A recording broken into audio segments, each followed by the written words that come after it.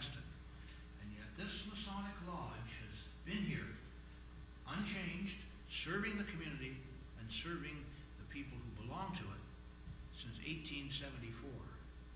How many other businesses up and down this street can say we've been here since 1874? The video also made reference to the fact that our Grand Lodge in Ontario has been in existence since 1855. Very few institutions in this province, save some of the churches, have been in place since 1855. After all, Canada was only formed in 1867, some years later. That's a couple of points, I think, to just put in the back of your mind. Reference was made here that Masonry itself goes back a very long way. And we heard about, perhaps from the building of King Solomon's Temple. I'd like to prove to you that some of our Masonic symbols, some of our operative Masons, go back a lot farther. And I brought with me today a couple of tools to prove that. This is an ancient form of the plumb rule, one of the great symbols of Freemasonry, which our brethren here know. This is an exact replica of one from the pyramids of Egypt, used in building those ancient stone structures. It's a beautiful piece, it's a beautiful tool. The only modern concession I make is this should be ivory, but as you know, ivory is a bit difficult to come by these days, so I use the brass one. But this is a replica of an instrument used for testing uprightness, for testing the vertical.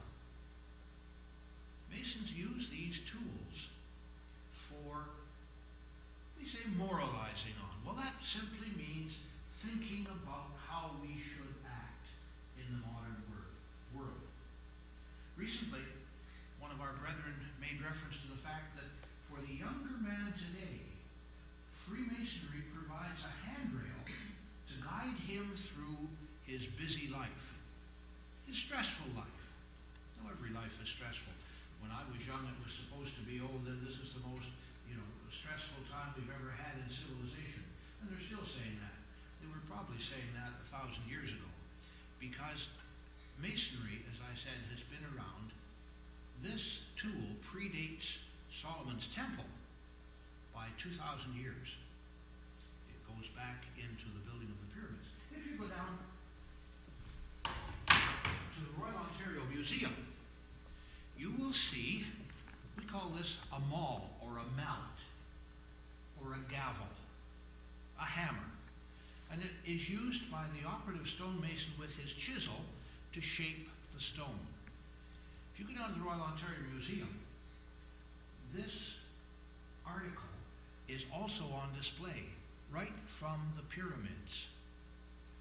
The year I served as master, this sat on my pedestal, and I used it as my gavel in the lodge. So that connection with the ancient past. Having said that, to prove our antiquity, I think really I should address maybe more modern concerns. But yes, we are an ancient, well-established institution. You've heard, the oldest fraternity in the world, the largest fraternity in the world. Well, maybe we should ask ourselves what it's all about.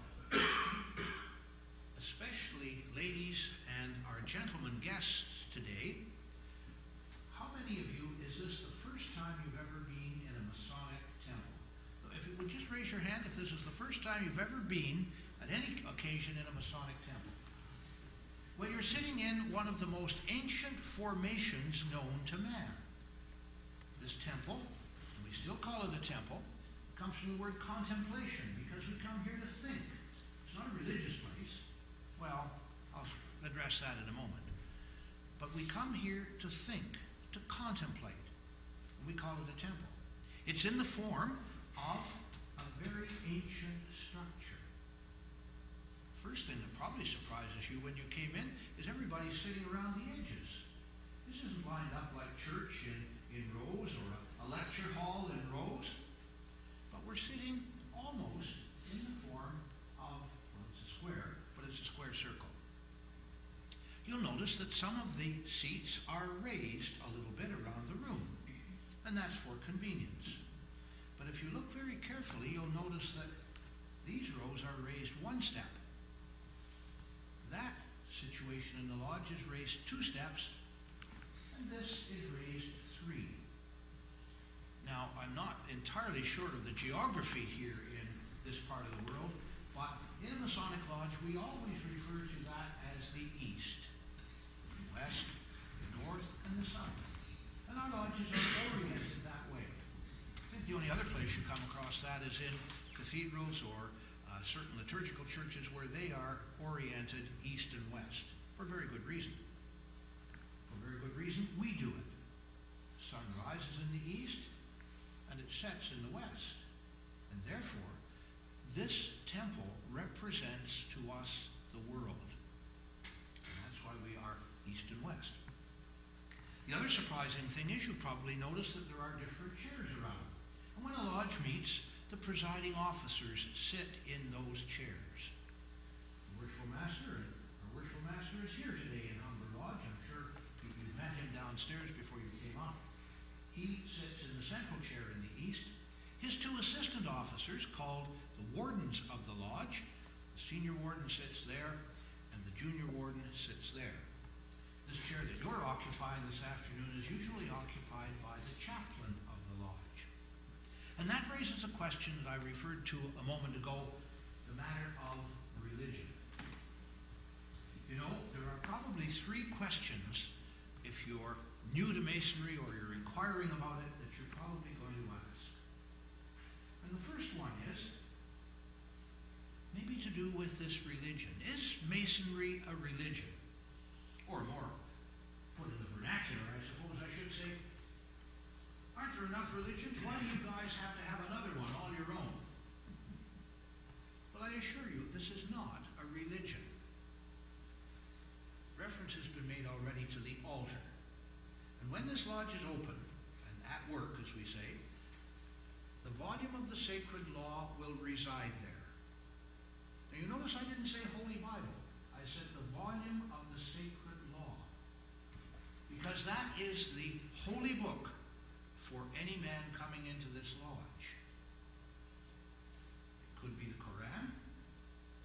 It could be I always get the pronunciation incorrect, but the Bhagavad Gita. It could be the Holy Bible. I've been in lodges here in Toronto where it is the books of Moses. It is the volume of the sacred law containing the sacred writings that are important to each man. You see, because Freemasonry is universal. We don't have any one religion. And sometimes Masons explain this, well, we're tolerant. And I don't like that term. Because tolerant means, I'll put up with you. A Mason is respectful. And that's another dimension. It goes one step farther than tolerance. We are respectful of every man's religion. Yes, everybody coming into this lodge must profess his belief in a God, his God, the God of his forefathers. That can be any of the major religions in the world. And if he professes belief in that supreme being, it will be the writings of that religion that are here. Are we religious? Yes, we're all religious because of that. Every meeting is opened with prayer, and every meeting has a volume of the sacred law open on that altar. I don't think it takes much imagination to see a large letter G hanging in the middle of this lodge. I'm not going to explain it to you because that's part of our teachings in Masonry. But it doesn't take very much imagination to know what it stands for, right? So we're set in a very unique way when we come to lodge. And the reason for that being, every man who comes into this lodge comes in as an equal to his fellow. There's equality. We're all on the same level. Perhaps you've heard that. Masons are on the level. Another thing unique about Freemasonry, if a Mason gives his word, you can pretty well guarantee he'll keep it. Now, Now, isn't that a strange twist in the 21st century, where everything we have to have is sealed, signed, and documented, notarized by some, high-priced lawyer? Even marriages these days we have contracts for. It isn't working, the way they keep breaking them. But I might say to you, in Freemasonry, if a Mason gives you his word, you can likely depend he will keep it. I told John Scar I'd be here today. Called him last night. I said, I'm coming down. Everything's still in place? Yeah. We had no contact for about 3 months, but I'd given my word I'd be here. And that's how Masons operate. You've heard Masons around the square? That's what it means. Well, the second question, I think, let me just emphasize again. We are tolerant of religion, but no, there is no means to salvation in this room, nor do we promote that. That's your business in your particular church, synagogue, or temple, not here. Secondly, and the usual question, especially our ladies like to ask this one, well, what do you guys get up to down at that lodge anyway? What do you do down there? Well, I meant to do this earlier, and I apologize, but I brought my wife Brenda, and I think most of you have met Brenda earlier today. She is presently the District Deputy Grand Matron of the Eastern Star in District 20, back over around the Kitchener area where we live. I think Brenda knows pretty well more about Masonry than a lot of Masons, simply because of my activities. First of all, Masonry is very much a family affair. And ladies, if you're behind the man that is thinking of joining Masonry, I don't like that. I promised myself I'd never say that. If you're beside the man who has promised, because, I hate that expression. Brethren, we hear it often in toast to the ladies, behind every good Mason there is a good woman. And I say, what an insult. Beside every good Mason is a good woman. I apologize, ladies, for that little Freudian slip. Sure, come on right in. There's some spaces over here. Lots of seats up here. Come over here so I don't have to turn my back on you. There are 4 or 5 seats right up here that'll just be great. Thanks very much. So what do we do down here? Well, maybe some of you have heard the expression, Masons are called sons of light. It's a poetic expression we sometimes use. And just to remind you,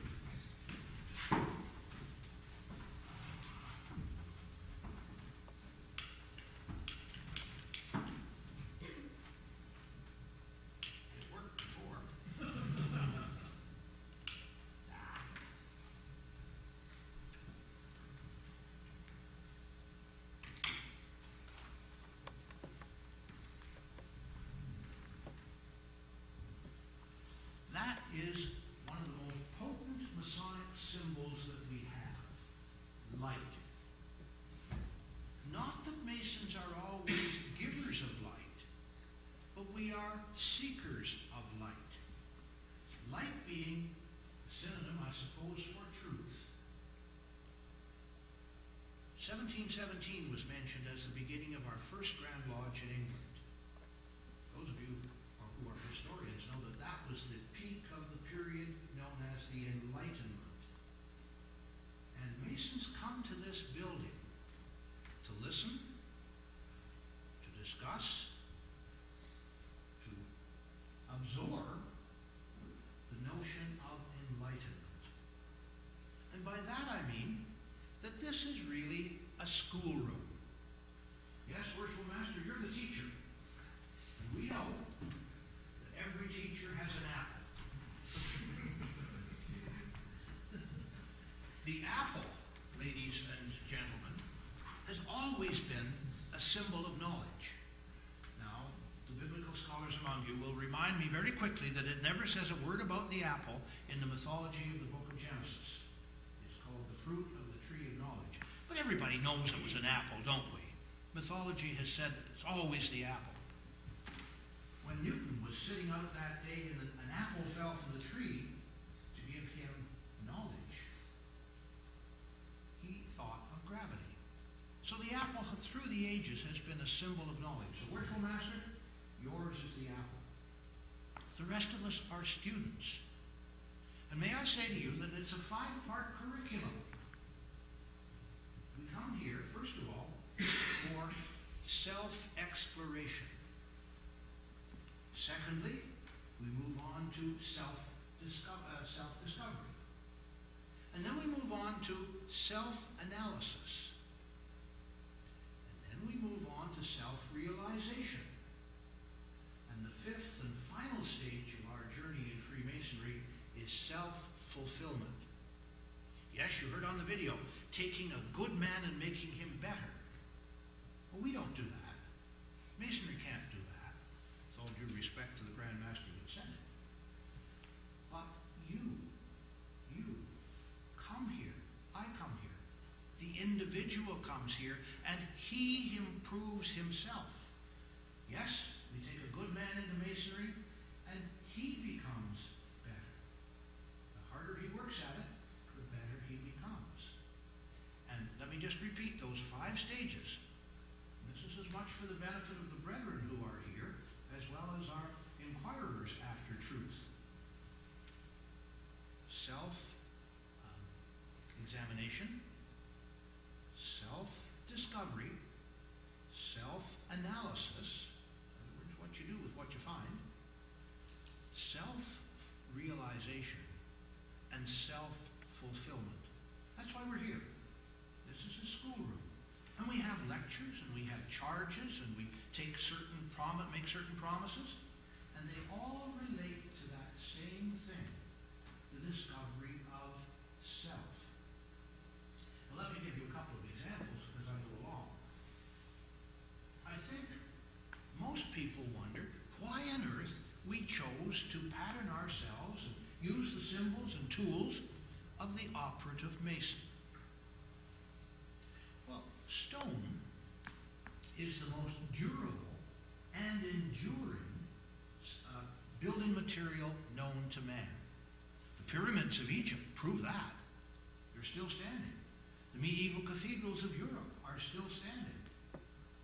Stone has been around and will be around. So, like Freemasonry, it's a great symbol. Why didn't we pattern ourselves after the Guild of Plumbers with running water or something? But no, we chose stone. And for another good reason. I've alluded to the fact that Masons are always talking about symbols. We do all our teaching through symbols. I'll give you a couple of examples in a moment. But how did this piece of stone develop from something that looked more like that? There's a piece of rough-hewn granite from Muskoka, God's country, right, fellas? How did that piece of marble become shaped like that? Or carry it one step farther, the great Michelangelo's statue of David. You see, beauty was in the stone all along. As all it took was the artist, the stonemason, to chip away the outer bits that weren't necessary, to chip away the rough edges, to smooth out the corners, to go inside and find inside that stone the real beauty. We don't add anything. We don't veneer. We don't put anything on top of it. We take away. That's what Masonry does. It smooths out the rough edges. But inside the individual Mason is what the beauty, if you want to call it that we're actually working on. And sometime later, some of our guests will maybe hear those ringing phrases that come through in our ritual. It is the inner man that Masonry regards, not the outer man. I think my brethren here know I would never, ever ask any of you. You go to a cocktail party, what's the first thing you ask? Well, Terry, what do you do for a living? I would never ask that. Because as a Mason, I don't care. He may be a judge. And we do have judges in our fraternity. He might be a doctor. He might be an engineer. He might be the local plumber. Very few of us are stonemasons, that's for sure. That doesn't matter to us as Masons, my friends. What inside that block, the man that we're trying to show and bring out his inner resources, his inner strength. That's what masonry's about, in a word. No secrets there, are there, ladies? I haven't been giving away any secrets. Do we have secrets in this organization? That's the other question. Well, let me tell you in no uncertain terms, if you go into the internet or you go down to the public library, you can find every word, every secret, everything you want to know about Freemasonry and a whole lot of things you didn't want to know. No question. I know we say we've got secret handshakes, and I know we say we've got secret words, but they've all been published in the library and have been. Don't get your knickers in a twist over this, brethren. They have been published since the year 1732, since a man in England called Samuel Pritchard put them all in the local press. And they couldn't keep up with the editions of his book called Masonry Dissected, if I remember, was the proper title of it. And they've been published ever since. Is there a secret in Masonry? You bet there is. You bet there is. And there's a secret that I couldn't tell you even if I wanted to. Because I can't put it in words. I feel it. And every Freemason in this room knows it, and he's felt it because he's experienced it. And those brethren who are here, or those gentlemen who are here today, soon to become brethren, I hope, John, those gentlemen who are here today, the only way you can find the secret in Freemasonry is to come into this fraternity and experience it firsthand. Try as I might, I can't put that secret into words. Now, the third question, as I said to you, that we're probably dealing with the matter of these symbols. Well, what do we do down here? Well, first of all, and the ladies should appreciate this, we all wear aprons. I bet there's a lot of guys that won't wear aprons at home, but we all proudly put on an apron in the Masonic Lodge. And this is the apron of a Mason. It's made of lambskin. To us, it's very symbolic. If you look at the book of Genesis, aprons were the first garments ever invented in the mythology of creation by man. And the boys asked me if I'd bring my regalia today. The District Deputy Grand Master is here, Ian McCall, and I know this is Grand Lodge regalia. But I only brought it to make 2 points. No matter how many bangles, baubles, and beads I have on my apron because of certain things I've done in Freemasonry, and this marks the progress I've made, you notice that the white lambskin is never hidden. And for the brethren, we all start out as entered apprentices. Now, you know what an apprentice is. Someone who's learning his trade. I'm proud to say that I'm still an entered apprentice. Yes, I might have taken a lot of other degrees in Masonry, but I'm still an entered apprentice because I'm still learning my craft. And I come to Lodge every night to learn my craft. And as Brenda mine points out, I don't know what the fellows have told you about being in Masonry, but the first thing we always tell the ladies is, it's only one night a month. Well, that's the biggest lie in Freemasonry that we've ever had. And I'll admit it. One night a month? Sure, that's minimum. But those of us who get caught, somebody said the other day, Freemasonry is the only organization that meets one night a month every day of the week. And I think that's true. But I'm still proud to say I'm an entered apprentice. The collar plays a very important part in Freemasonry, both in the lodge with the lodge officers and with Grand Lodge officers. The collar is something, it's a double symbol. It's a collar of honor, first of all. Worshipful Master, the highest honor the lodge can confer, as you have been told. Attached to it is our jewel of office. And I happen to be honored to be a past Grand Junior Warden, and that's my jewel of office, the plumb rule. The ancient Egyptian plumb rule I showed you in a more modern form. But a collar is also a symbol of service. Yes, the slave wore a collar.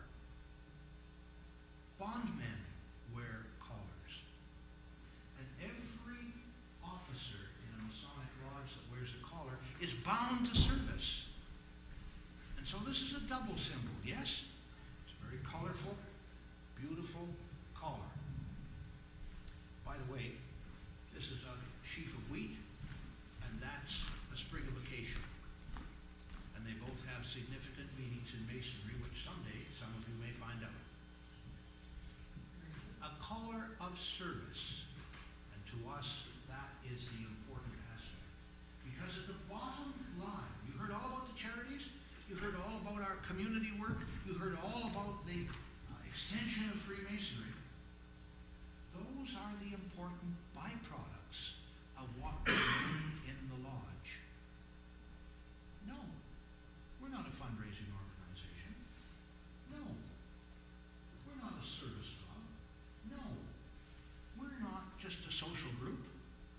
We're not recreational. But all those things are added on to us as Masons. Yes. Where are we now? 2003? Back in 2000, we contributed $2 million from Masons in this province to fund the hearing testing of every infant in Ontario. Government ran with it, picked it up, so now we're taking that $2 million and we're applying it to the treatment of, I think, 3 hospitals. 6 children's here in Toronto, 1 in London, and I think the 1 in Ottawa. I think those are the 3 disbursements of that fund. The capital is working and will continue to work for those young, hard of hearing individuals in our province. But that's not Masonry. That's just the byproduct of what we do. The service, exemplified by the collar. Do we have a good time? You bet we do. Some of you were at the ladies' night last night, I understand, over in Doric Lodge in Pickering. They had a grand time, and we do have a grand time. I was at a consecration down in Niagara, a lovely luncheon. We had a wonderful time down there. Many of these involve our families and our ladies, because Masonry is a family affair. Let me just give you a brief illustration. I know Santa Claus is waiting. I have to get on the float before long. This little symbol is so important to us. The square and compasses with the letter G in the center. You'll see it on rings, you'll see it on lapel pins, you'll see it on the front of this temple and so on. And as I said, what we're really doing as a fraternity, as Freemasons, is represented by that very, very worldwide familiar symbol. Let me give you an example of how we have influenced this country.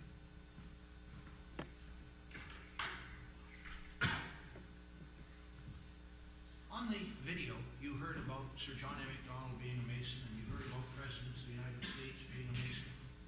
But let me give you an example of a living Mason. Because I get a little bit upset when we start talking about these things. Every good Mason seems to have been dead for quite a while. And I think we have to emphasize the fact that there are some pretty important people still living.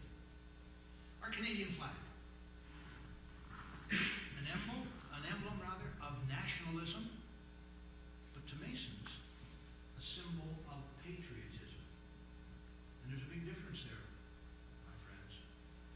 Nationalism leads to the conflicts and wars that we have been remembering in this month of November for remembrance. Patriotism, the Masonic view of that flag, refers to the men who went and fought for freedom and who are still now defending the peace. And that's a significant difference. There's a big difference between nationalism and patriotism. But how many of you realize that this flag would not exist had it not been for the work and perseverance of one of our most distinguished brethren in the province of Ontario? Maybe some of you have seen the recent book, Cataloging the Maple Leaf Flag. That brother is Brother John Matheson. He lives in Kingston. No, he's never been a Grand Lodge officer. No, he's never even been a Worshipful Master. He does hold the Mercer Wilson Medal, our highest honor for a brother who is not a Worshipful Master or a Grand Lodge officer. John C. Matheson was the man that went when the Legion Convention in Winnipeg were ready to pillory the new Canadian flag, because because led by one of my heroes, John Diefenbaker, who, by the way, was also a Mason, they wanted the Canadian ensign. John Matheson is a veteran of World War II, and at that time he was walking on two canes. He's now in a wheelchair because he's about 84 years old. He went to the platform, and what did he tell that very, very aggressive Legion audience that day? He said, over every grave of every Canadian soldier overseas, there is a maple leaf inscribed in granite on his grave marker. That day forward, the Legion adopted this flag and supported the flag. John Matheson at that time was the executive parliamentary assistant to Lester Bowles Pearson, the Prime Minister. This was his design. Matheson is responsible for this flag, and he's a Mason, and he's still alive. Are we proud of that?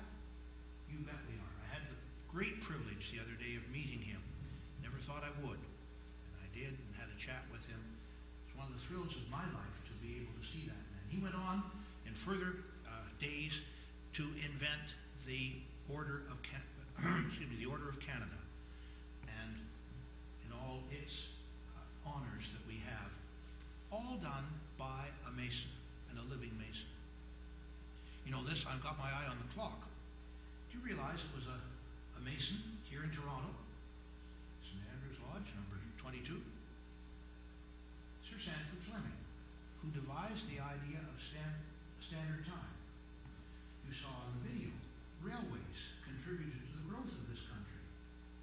He's the man that surveyed the Railway West, the Railway East, even the little railway that ran up from Toronto to Collingwood in the old days. That was another Mason, Sir Sanford Fleming. I suggest those of you who are here as inquirers or are gentlemen, almost everyone you know or you meet around this community probably has some connection with Freemasonry.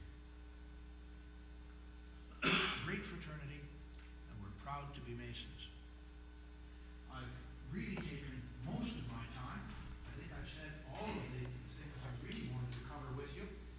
I'll just leave this with you. To sum up, the Masonic Lodge and Freemasonry in general is the largest adult education center in the world.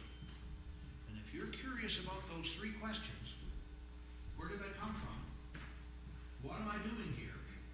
And where am I going from here? You've come to the right place to get some answers. Because Freemasonry supplies the answers to all of those important questions in life. Adult education? You bet. And perhaps if you're thinking about what we really stand for, and you've heard all that was said on the video, but think of that famous expression that came out, liberty, equality, and fraternity. We're Freemasons. We're free to think. We're free to speculate. We're free to make up our minds about life.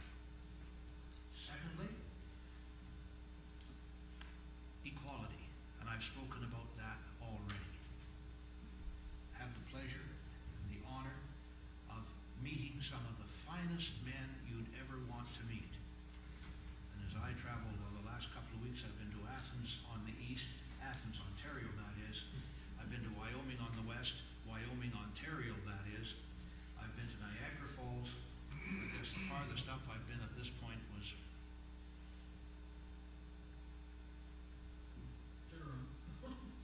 yeah, I was up in anyway, just north of Kitchener.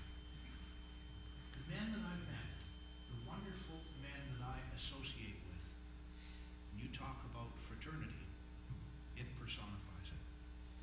I would be very happy. I know you've got your eye on the clock. I think we've got a few minutes before Santa drives by or something.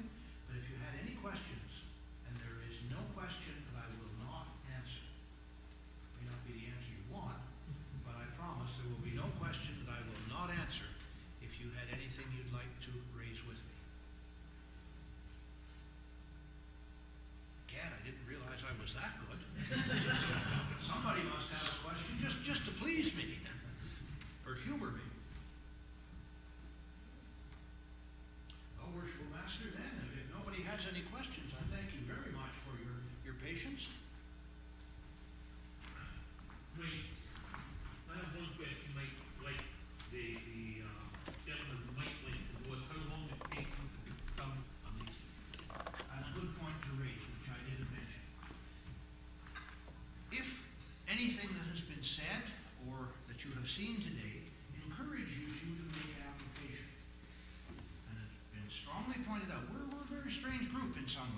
We never asked you.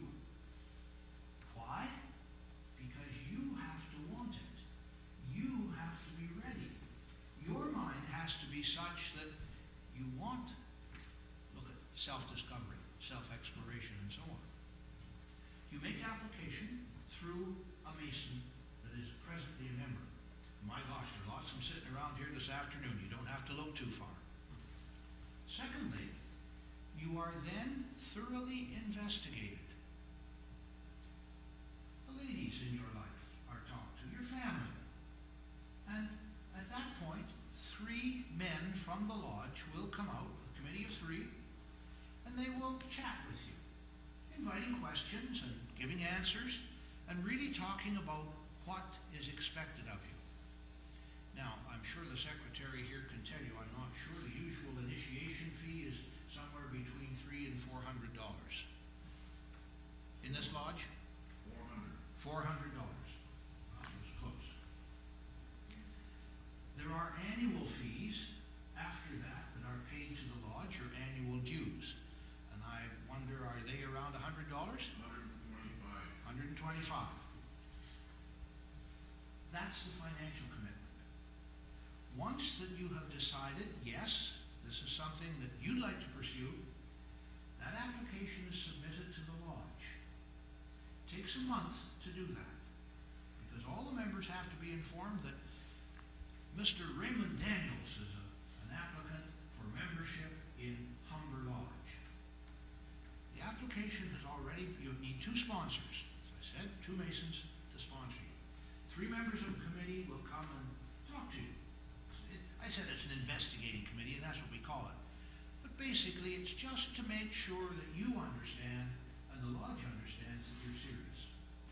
So you've had 5 people now on your side. And they bring that application to the lodge. Every member is notified that your name is before the lodge, and a vote is taken. We pass a ballot. And the ballot is either yes or no. Haven't been in many lodges where it's been no, but it does happen. For very valid reasons. Then you are eligible for initiation. And that takes place a month or so later. Can't be put off for more than that. If you've applied, then there are certain limitations on time that you must be brought in. And you are initiated. Then follows the other 2 degrees. And there's no need to rush those. You've got your whole Masonic life ahead of you. And they follow, can't be done less than a month. In most lodges, it's 2 or 3 months. And the longer that period is, the more time you have to prepare for it. What do we expect of you? We're talking about degrees. Well, this is like a university. We do. We learn. Remember, I said adult education? So we learn by degrees. And each degree has a theme. Each degree has a specific lesson. As I look around this room, I know that there are some of our brethren who've taken maybe 100 degrees in various bodies beyond the craft lodge. But everybody must take 3 degrees to become a master mason. And that takes anywhere from a year to 2 years or 3 years, depending on how the lodge does it. The night you are initiated, you become a member. You become a mason. And here's something I'm going to leave with you on that, and thanks very much, Ian, for mentioning it, because I had passed over it.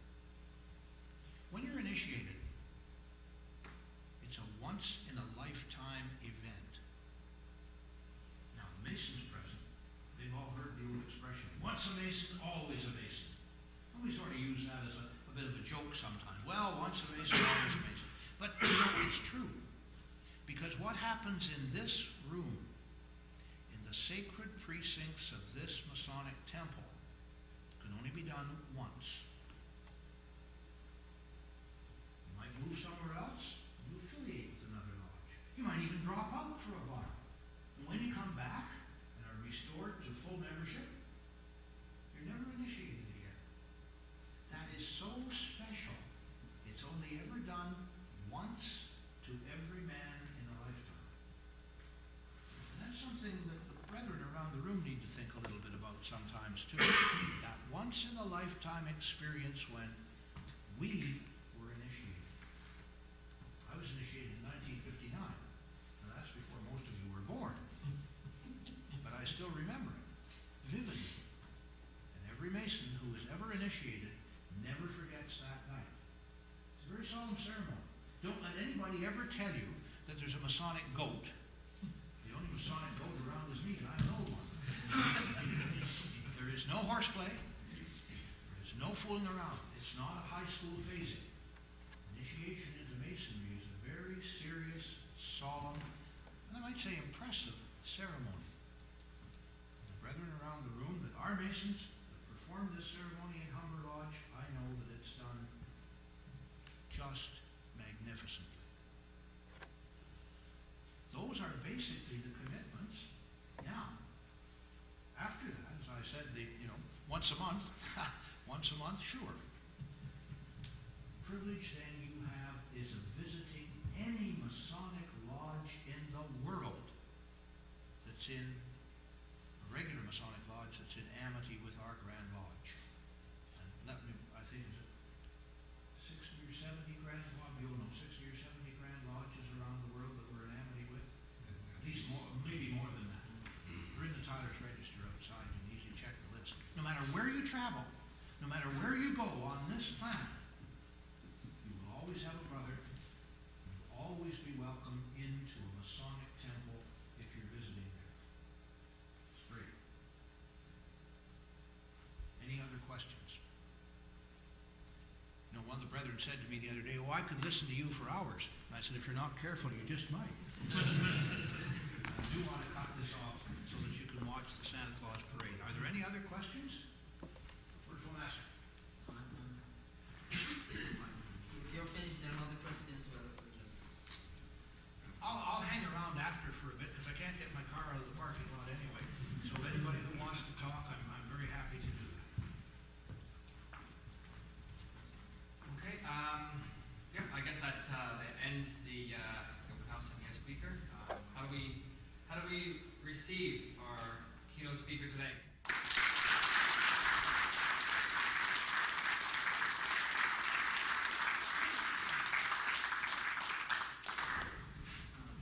Right worshipful Brother Daniels, I want to thank you on behalf of Humber Lodge for being here this evening. I'm sure you have a very busy schedule. We appreciate your presence and your presentation. And on behalf of Humber, I'd like to make you a presentation. This is our 125th anniversary pin. Well, thank you. That's nice work right on there.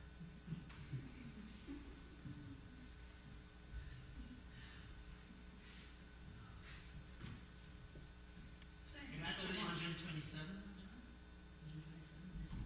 We were 1874. 74, so How's your simple math? 1874. we're 132. 29. 29. Time goes when you're having fun, doesn't it? So thank you again for coming. Thank you, Worshipful Master.